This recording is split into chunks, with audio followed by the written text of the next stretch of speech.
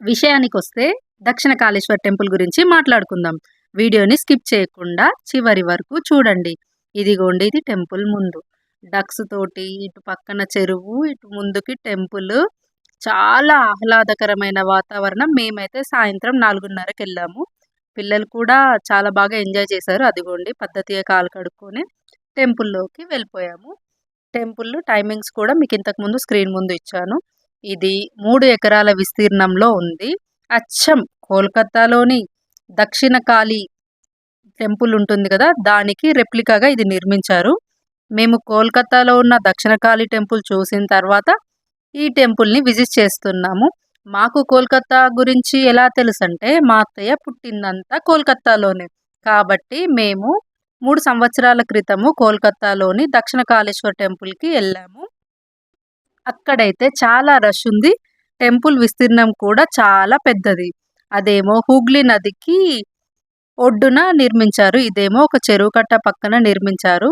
ఈ ఆలయంలో కాళీమాత విగ్రహంతో పాటు గణేశుడు, కృష్ణుడు, శివలింగం మరియు వెంకటేశ్వర స్వామి ఆలయాలు కూడా ఉన్నాయి. మా అత్తయ్య అయితే చాలా హ్యాపీగా ఫీల్ అయ్యారు. ఎందుకంటే తన చిన్ననాటితనంలో దక్షిణ కాళేశ్వర్ టెంపుల్కి వెళ్ళారు. ఇంకా అక్కడ కాళీఘట్ అని చాలా పవర్ఫుల్ టెంపుల్ కూడా ఉంటుంది. దాని గురించి కూడా మా అత్తయ్య ఎప్పుడు చెప్తూనే ఉంటారు. మేము కోల్కతా వెళ్ళినప్పుడు అది కూడా విజిట్ చేశాము. మన హైదరాబాద్కి దగ్గరలో అయితే ఇది నర్కూడ గ్రామంలో ఉంది. అంటే ఎయిర్పోర్ట్కి చాలా దగ్గరలో ఉంటుంది. చాలా బాగా నిర్మించారు. మన హైదరాబాద్లో అయితే 2012లో బెంగాలీ స్వర్ణశిల్పి సమితి ప్రధాన కార్యదర్శి ఇంకా బెంగాలీ మొత్తం ఏమంటారు బెంగాలీ వాళ్ళందరూ కలిసి ఈ టెంపుల్ని నిర్మించారు. ఇదైతే అచ్చం కలకత్తాలో దక్షిణ కాళేశ్వర్ టెంపుల్ లాగే ఉంది. కాకపోతే ఆ టెంపుల్ విస్తీర్ణం 3 ఎకరాల కంటే చాలా పెద్దది. ఇంకా ఇలాంటి ఆర్చులు కూడా చాలా ఉంటాయి. ఇప్పుడు పైన గోపురాలు కనిపిస్తున్నాయి కదా, చుట్టూ గోడ కాకుండా చుట్టూ కూడా అన్ని అలాంటి టెంపుల్సే ఉంటాయి. కానీ కాళీమాత రూపం మాత్రం అచ్చం ఒకేలాగా ఉంది.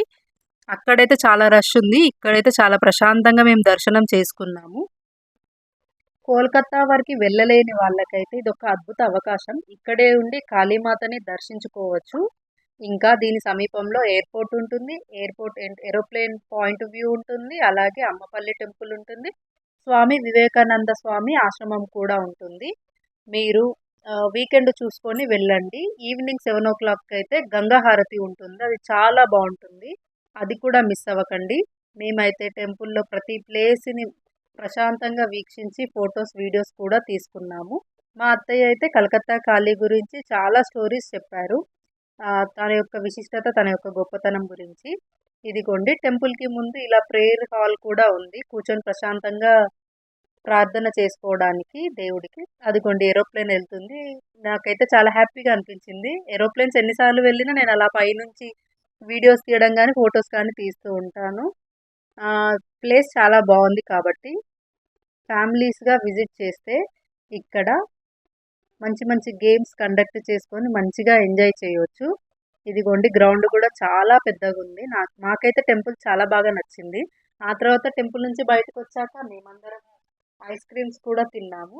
పక్కనే చెరువుగట్టు, వ్యూ కూడా చాలా బాగుంది. చూడండి చాలా బాగుంది. మనం ఫుడ్ కూడా తెచ్చుకొని ఇంకా ఎక్కువ టైం కూడా స్పెండ్ చేయవచ్చు. ఎందుకంటే నియర్ బై హోటల్స్ కూడా ఏం లేవు టెంపుల్ ఆవరణలో. ఇలా బెంగాలీకి సంబంధించిన స్టాల్స్ 2 ఉన్నాయి. అక్కడ ఫాస్ట్ ఫుడ్ ఏమో ఉంది, టీ ఉంది కానీ చాలా చల్లగా అయిపోయింది, టేస్టీగా లేదు. పార్కింగ్ ఏరియా కూడా బాగుంది.